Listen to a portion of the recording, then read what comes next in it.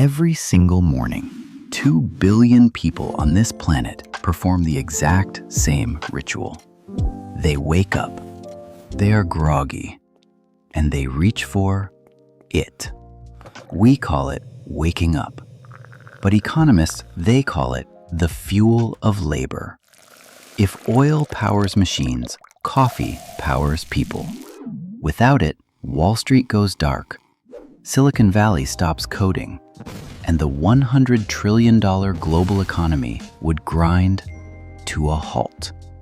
This is coffee, the second most traded commodity in human history, right behind oil.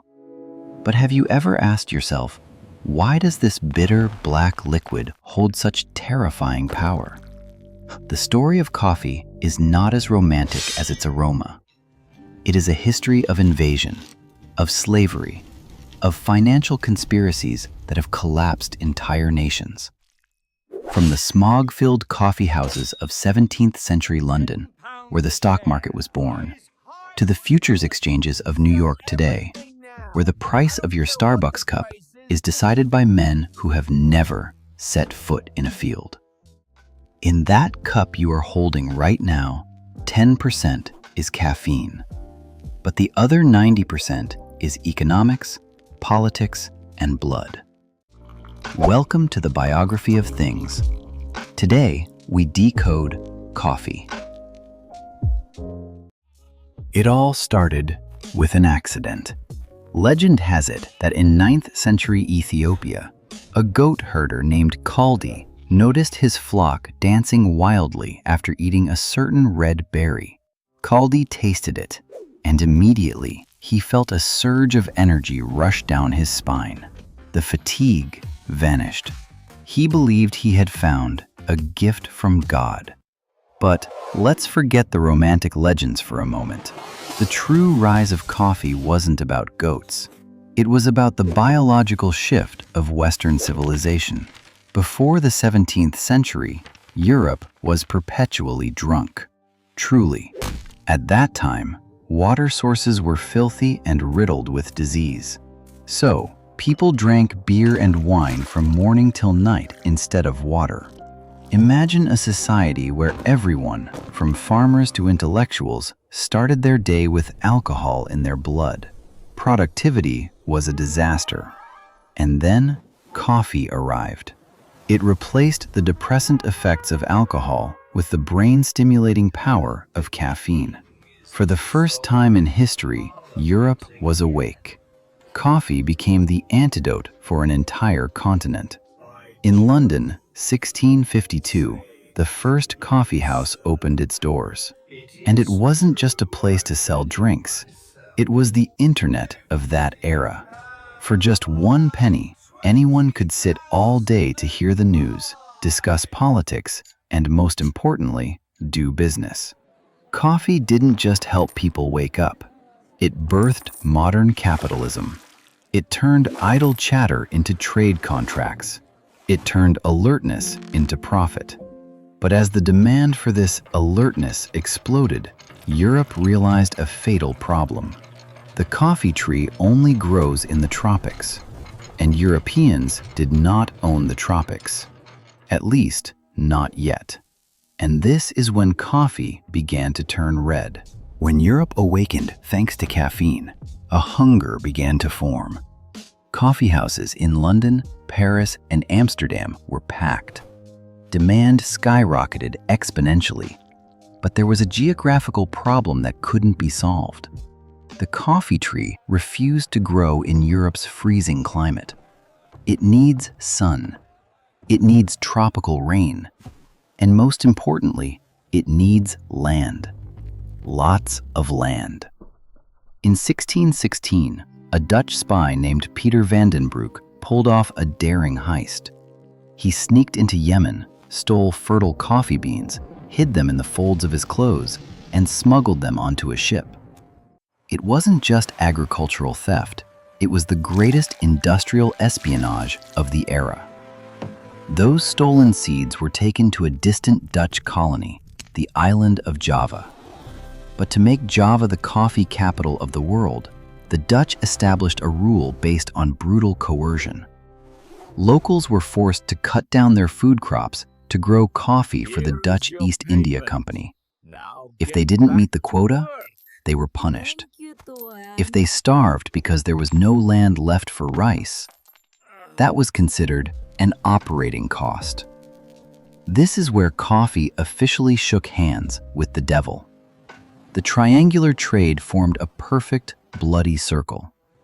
Ships carried slaves to the Caribbean to grow sugar and coffee, and ships carried coffee back to Europe to serve the alertness of the aristocracy. Coffee, the drink that enlightened European minds, was the very thing that imprisoned millions of Africans in darkness. By the late 18th century, the coffee capital of the world wasn't Brazil. It was Saint-Domingue, what we now call Haiti. This small island was the money-printing machine of the French Empire, but that wealth was built on an insane demographic. In Saint-Domingue, the number of black slaves outnumbered white masters 10 to 1. Economic historians estimate that the average life expectancy of a slave once they set foot on a Haitian coffee plantation lasted a mere 7 years. They were worked to death, then replaced by new arrivals. Coffee back then truly tasted of blood. But you cannot compress a spring forever. In 1791, the spring snapped. The Haitian Revolution exploded. It wasn't a protest, it was annihilation. Thousands of coffee plantations were burned to ash. The world's largest coffee production system was wiped out in weeks. And the eyes of European investors turned to South America, specifically Brazil. If Haiti was a factory, then Brazil was a giant. They slashed through vast rainforests. They imported millions of slaves. The scale of Brazil's production was so massive, it forever changed the nature of coffee. Brazil democratized alertness.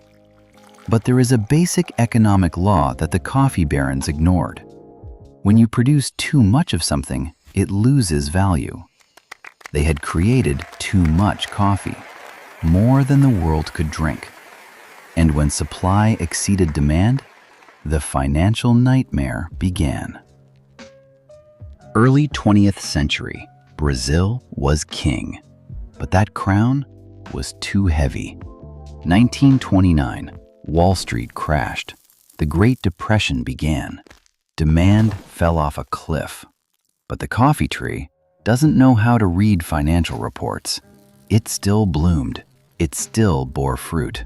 Millions of tons of new beans still poured into Brazilian warehouses. What happens when you have too much product that no one buys? The Brazilian government had to make the most insane decision in modern economic history: destruction. They ordered the burning of reserves. Imagine the scene. Steam trains in Sao Paulo didn't use coal. They used coffee beans as fuel for the furnaces. The smell of burnt coffee blanketed the city day after day.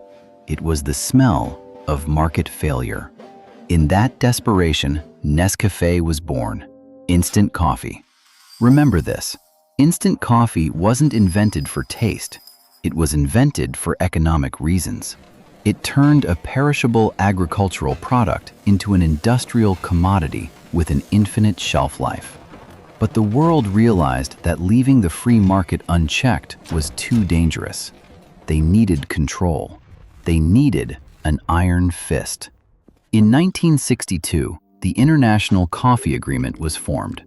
Basically, it was a cartel, an OPEC of the coffee world.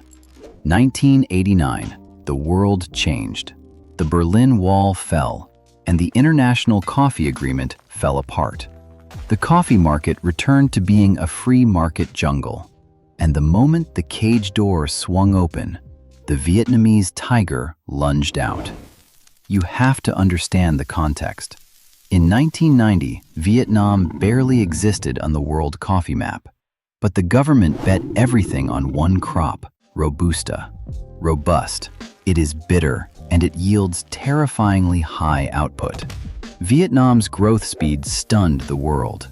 In less than 10 years, Vietnam jumped from zero to become the second largest coffee exporter in the world. A supply shock unprecedented in agricultural history. But for farmers in the rest of the world, it was doomsday. 2001, the coffee crisis. Prices crashed to 45 cents a pound, cheaper than bottled water. Farmers in Guatemala, Ethiopia, abandoned their plantations.